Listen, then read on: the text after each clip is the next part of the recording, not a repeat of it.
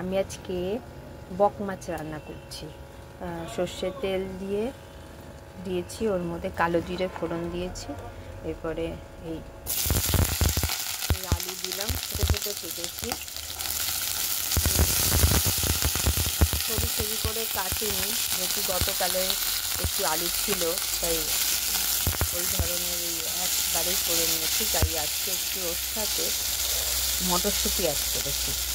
একটু আলুটা ভাজা ভাজা হয়ে গেলে এর মধ্যে একটু পেঁয়াজ দেবো। আর আলুটা হালকা ভাজা ভাজা হয়ে গেছে, এর মধ্যে আমি পেঁয়াজ অ্যাড করে দিচ্ছি। পেঁয়াজের পরিমাণটা মানে একটু বেশি দিই।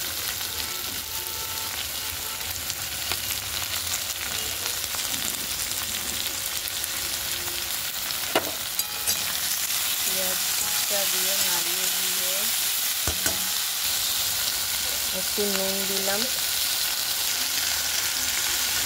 একটু হলুদ দিলাম। নুন হলুদ দিয়ে গ্যাস কমিয়ে দিয়ে একটু নাড়িয়ে দিয়ে দিলাম।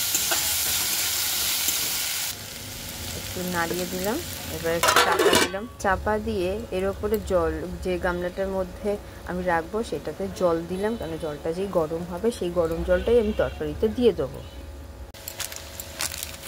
এর মধ্যে একটু আমি জিরে গুঁড়ো দিচ্ছি,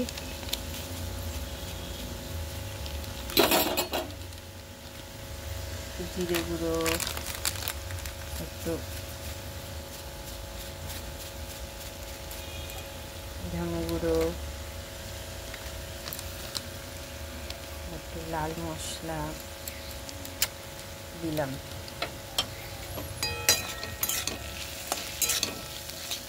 মশলাটা পুড়ে না যায়, তো জলটা হালকা গরম হয়েছে, যে বাবেলস দেখা গেছে। চল নাড়াই।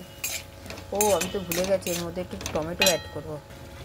এর মধ্যে অল্প একটু আমি টমেটো কুচি আমি দিলাম। আর এটা এবারে আদা রসুনটা দেব। এর মধ্যে আদা রসুন একটুখানি ঘষে দিয়ে নামিয়ে দেব।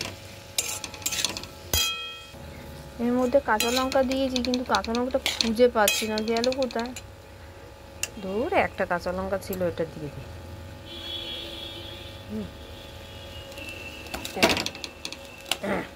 দিলাম ফাটিয়ে, কষিয়ে দিয়ে এবার এই গরম জলটা একটুখানি ঢেলে দেবো।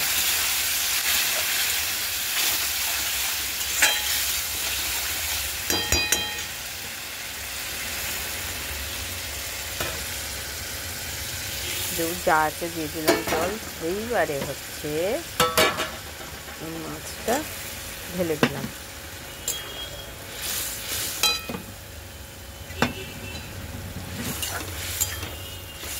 মাছটা ঢেলে দিলাম,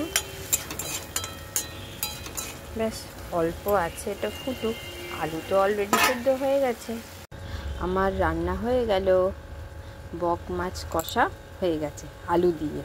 ঠিক আছে, তোমরা সবাই করবে। একটু ঝাল ঝাল হলে খুব ভালো লাগে, যেহেতু শীতের সময় একটু গরম গরম ঝাল ঝাল খুব ভালো লাগবে।